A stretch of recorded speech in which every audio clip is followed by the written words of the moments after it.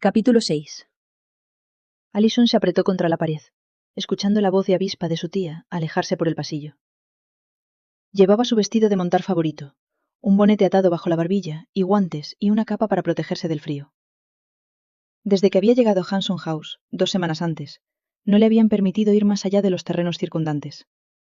Un alto muro y una verja rodeaba el huerto que formaba el jardín trasero de la casa. La puerta principal de la casa estaba cerrada, al igual que las laterales y la trasera. La tía Mildred guardaba las llaves en un ariete que llevaba en el cinturón. Allison se asombró al descubrir que pretendía mantenerla encerrada. La Navidad había sido muy triste, y la mujer creía que los árboles de Navidad eran símbolos paganos, que los adornos de cualquier tipo eran papistas. Ambas cosas eran heréticas o blasfemas. Allison no sabía cuál. Hubo una reunión de oración en el adusto círculo metodista de su tía, pero nada que se pudiera considerar festivo. Durante las 2 semanas que llevaba encerrada en casa de Mildred, había dormido y había trabajado. Trabajo que antes había sido el dominio de los sirvientes. Tenía las manos rojas y callosas de fregar el suelo o quitar las malas hierbas de los huertos. No es que la mujer no empleara sirvientes, lo hacía, aunque debía considerar que el trabajo duro y manual sería, de algún modo, bueno para su alma. A los 15 días de su estancia, Allison estaba planeando activamente su huida. Cruzó corriendo el pasillo en cuanto consideró que Mildred ya no la oía. Atravesó una habitación desnuda, pintada de blanco y vacía de muebles, y entró en otra, también blanca y vacía, salvo por unos taburetes de madera colocados en círculo y una sencilla librería llena de folletos religiosos. Las cortinas y las ventanas de ambas habitaciones estaban abiertas, dejando entrar el aire gélido del exterior. A Allison no le importaba demasiado. Hacía que la casa pareciera más fresca. Mildred pensaba que el aire viciado y caliente fomentaba de algún modo la inmoralidad. Se dirigió hacia la única puerta que estaba abierta. No solía estarlo, pero Allison, que era una chica amable y sociable, había hecho un aliado. Patrick era el mayordomo de Hanson House. Desde la infancia fue criado del difunto conde, el marido de Mildred. Y, según había descubierto Allison, un católico devoto. Cuando llegó a un salón cuyos suelos había fregado y cuyas mesas había desempolvado a diario, supo que estaba en la que ella llamaba la sala odiosa, a la que detestaba por las horas de aburrimiento que le había dedicado. Una pequeña puerta en una esquina daba a un pasillo de servicio que conducía a los establos.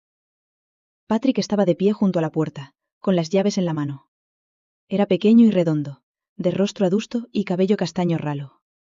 Pero cuando sonreía, se convertía en un diablillo. Había sugerido abrir la puerta del pasadizo del establo, pero Allison se negó. La culpa caería sobre sus hombros, y Mildred era lo bastante vengativa como para despedirlo en el acto.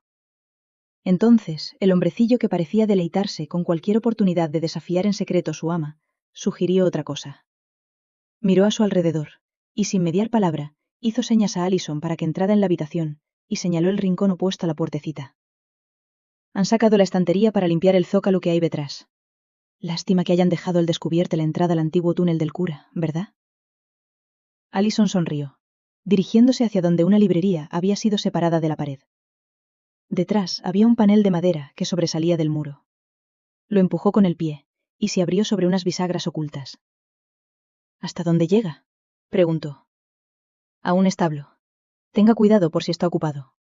Milady se está preparando para uno de sus grupos de oración en una sala que hay más al este. No oirá el caballo si se da prisa. No sabes nada de esto, recuérdalo. Que la culpa caiga sobre mis hombros, le advirtió Allison. Él frunció el ceño, claramente incómodo con la idea, y ella añadió. Insisto. Mildred no puede hacerme nada, excepto encerrarme en mi habitación. Gracias, Patrick. Le dedicó una gran sonrisa y se metió en el oscuro pasadizo. Cuando la puerta secreta se cerró tras ella, el túnel quedó en la más completa oscuridad, y se estremeció al sentir el toque fantasmal de las telarañas. El mayordomo le había indicado que la galería seguía recta a lo largo del lateral de la casa, giraba en ángulo recto a la izquierda y volvía a seguir recto antes de terminar detrás de los establos, que colindaban con la casa principal. En un abrir y cerrar de ojos, se acercó sigilosamente a un establo vacío. Un caballo de la cuadra contigua la miró con curiosidad. Era una hermosa yegua alazana que, según Allison, no había hecho suficiente ejercicio. El animal dio un pisotón y estiró el hocico hacia la humana, abriendo las fosas nasales y resoplando. Bueno, mi suerte está echada. Una ruta de escape y 2 buenos aliados. Creo que te llamaré Amity. Eso significa amigo. Y es obvio que quieres serlo, dijo Allison, acariciando el hocico del animal. Rápidamente encontró el guadarnés y ensilló a la yegua. La condujo al patio de cuadras y montó con facilidad. Un arco de ladrillo conducía a la parte delantera de la casa y a la libertad. Espoleó a Amity al trote, y al pasar por delante de la casa, vislumbró a una tía Mildred, boquiabierta, asomada a una ventana. Ya no puedes detenerme, tía Mildred, pensó con alegría. Momentos después, estaba galopando por la carretera y adentrándose en el campo. Por fin libre. El viento le arrancó a Allison el sombrero de la cabeza, y su largo cabello castaño se agitó detrás de ella. Los ojos le brillaban de tanto mirar el vendaval provocado por la velocidad desatada de Amity, y se echó a reír, con el sonido arrebatado de su boca y lanzado lejos. El regocijo de ser libre era embriagador. Allison se sintió como aquella fatídica noche en el baile de los duques de Ingram, cuando Verity le había dado la primera copa de vino. Poco acostumbrada a la bebida, Allison había sentido un suave hormigueo y un mareo que no era desagradable. En ese momento, sentía la misma emoción sin necesidad de alcohol, algo que nunca había probado. Era una emoción pura y limpia. El paisaje que rodeaba la casa de su tía Mildred era de suaves colinas y amplios pastizales. Al norte se alzaban unas tierras altas y melancólicas, y al sur, más bajas, incluido el pueblo más cercano. La nieve cubría el paisaje hasta donde alcanzaba la vista, solo interrumpida por las negras formas de los árboles sin hojas. Se detuvo en lo alto de una ligera elevación desde la que se divisaba un amplio valle. La casa se perdía de vista tras una franja de bosque. En el valle, pudo ver una granja. Un río plateado serpenteaba entre los campos, y podía distinguir la forma de una noria a lo largo de su recorrido. La escena era apacible, y, en cualquier otro momento, le habría encantado instalarse aquí y pintar. Pero el arte estaba prohibido por Mildred. Era pecaminoso, pues daba rienda suelta a las pasiones. Intentó grabar la imagen en su memoria, a que no sabía cuándo volvería a tener la oportunidad de estar aquí. ¿Qué dices, Amity? ¿Cabalgamos hacia Londres? ¿O a la ciudad más cercana? No sé qué podemos hacer. No tenía ingresos ni medios para comprar comida, tampoco para pagar cobijo. Se sentía como si fuera un miserable mendigo. La libertad que había conseguido era solo temporal. Al final, tendría que volver a la casa de su tía y a su prisión, aunque todavía tenía unas horas de independencia que pensaba aprovechar al máximo. El recuerdo del misterioso castillo regresó. No creía ni por un momento que aquel lugar fuera maligno. Los edificios no eran más que ladrillos y argamasa. El dueño del lugar podía ser un hombre malvado, de esos había muchos, pero ella no tenía por qué entrar. Allison solo quería ver de cerca el lugar. Seguramente no habría nada malo en ello. Además, si me meto en problemas, siempre puedes llevarme lejos rápidamente. ¿No es así, pequeña? Le dijo a la yegua, acariciándole el cuello. Indicó a Amity que girara en la dirección en la que creía que estaba el castillo y se puso en marcha. El sol se ocultaba en el horizonte cuando el camino que seguía dobló una colina y vio el torreón a lo lejos. Se acercaba desde una dirección distinta a la anterior, y pudo ver una espesa alfombra de bosque que se interponía entre ella y el enigmático edificio en lo alto de la colina. Cuando lo había visto al acercarse a la casa de su tía, le había parecido que dominaba la lejana ciudad, pero supuso que se trataba del aspecto frontal. En ese momento, se acercaba por detrás. El cielo se oscurecía con rapidez, y Amity aminoró la marcha. Con el empeoramiento de la visibilidad, no arriesgaría las patas del caballo en un bache invisible del camino. La verdad era que, a medida que se acercaba a la masa oscura y aparentemente impenetrable del bosque, y el castillo se cernía sobre ella, la curiosidad de Allison iba disminuyendo. Tenía una sensación de peligro inquietante. La alternativa, sin embargo, era volver a su cautiverio. Tía Mildred tomaría medidas para evitar que pudiera volver a escaparse en caballo, y redoblaría sus esfuerzos para sacar la maldad de su cuerpo, a base de trabajo muy pesado. O algo peor. Allison siguió adelante, hasta que Amity caminó sobre una espesa alfombra de nieve y hojas muertas, bajo los árboles. A lo lejos, creyó oír el aullido de algún perro grande, y se le aceleró el pulso. «Ya no hay lobos en Inglaterra», dijo en voz alta para hacer más creíbles sus palabras. «Eso es solo un perro». El aullido volvió, y esta vez más cerca. También provenía de más de una garganta, y agregó nerviosa. «Una jauría de perros.